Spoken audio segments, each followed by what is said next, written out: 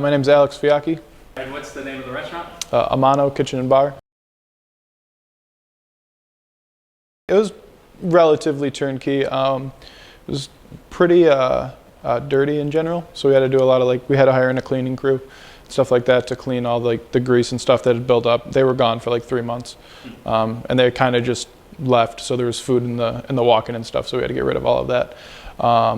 But yeah, besides general reorganization of the line, we took out 15-20 pieces of equipment out of the line and just kind of streamlined it and organized it. They had a welder come in that had a lot of fun and welded a bunch of stuff down.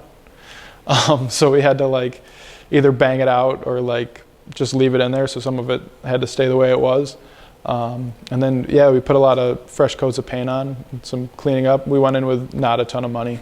Probably would have went in with a little bit more, but it is what it is. Design-wise, we took what we had and we did what we could with what we had. Equipment-wise, we didn't buy any new equipment. We had the equipment that was there. We got in a guy to come and try to fix up some of it.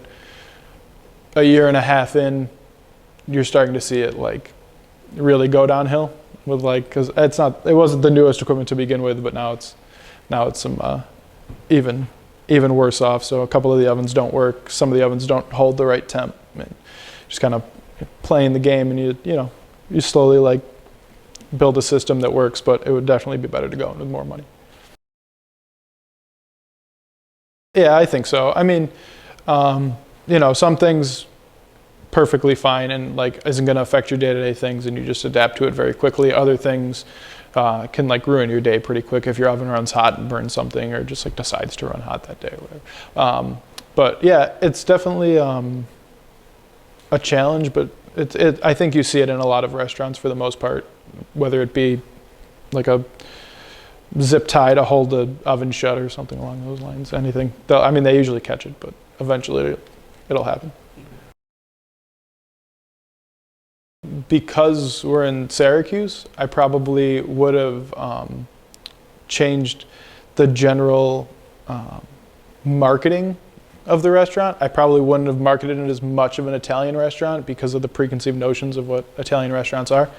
I would have taken a little bit of a left turn and tried to figure out a different way to market it. But once we had it, we had shirts with it on there and it stuck. So, but it worked. But it's just there's ideas of what Italian food is that aren't necessarily what I think of Italian food.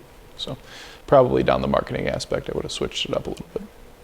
Yeah, I think it was one of the problems. Well, me and Lauren, we moved up here from Philly. So the idea of Italian food down there to us, we just came up and we're oh yeah, it's Italian food. And then they come in and they're well, you don't have this, this, and this. How are you Italian? You're but it's not really. There's Italian American and then there's Italian. And, so we played that game, but I probably would have switched up how we marketed it. Yeah.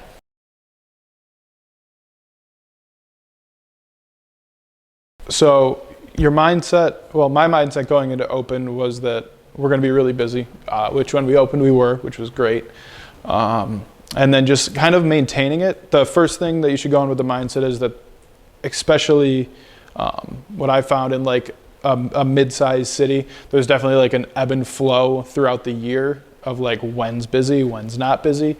And you kind of have to go in with the mindset that there are going to be days where you're down really low, and then there's going to be weeks where you're up really high. So November to December is great, dining week great, May great.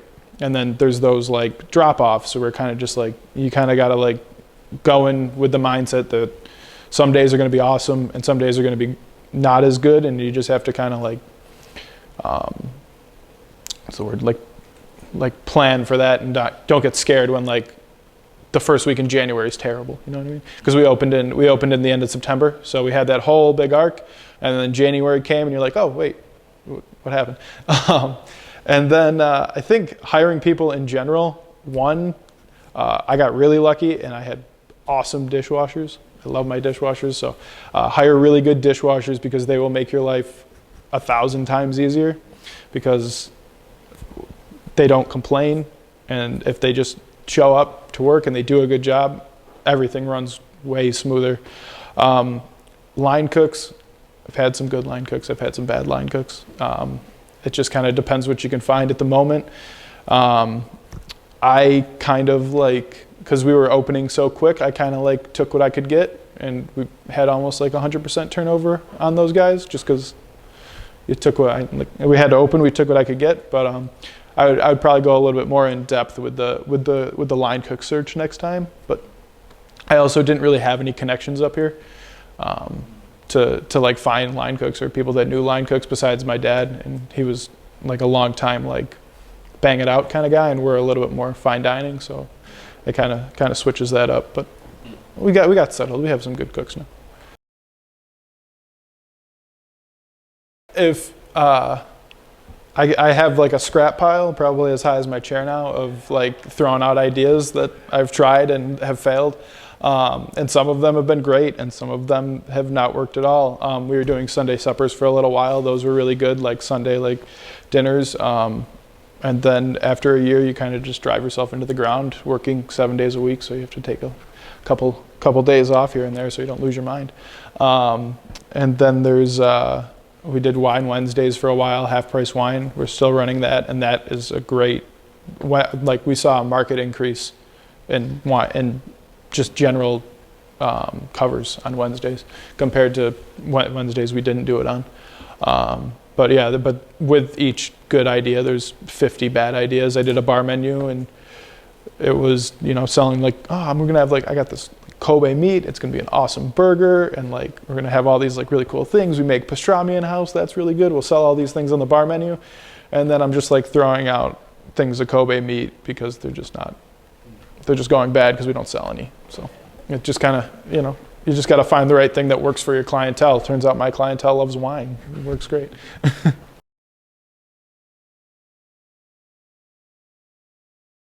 Well, first off, in your mind, stick to what you want to like accomplish. Know what you want to accomplish, know what you want to do, know what kind of food you want to make. If you want to be a place that does millions of dollars a year and sells, like some good food at high volume, lean into that kind of place. If you want to be a fine dining place, lean into that kind of place and find a space that fits your style of food. We seat 90 people in my restaurant, and that's probably too many for me for the kind of food I want to do. So we kind of like, just maintain, but you pick a good size and kind of have everything all encompassing. Like if this bounces off that, then great. If not, then it's going to be like kind of look like a jumbled mess, and it's not going to like really come through. So.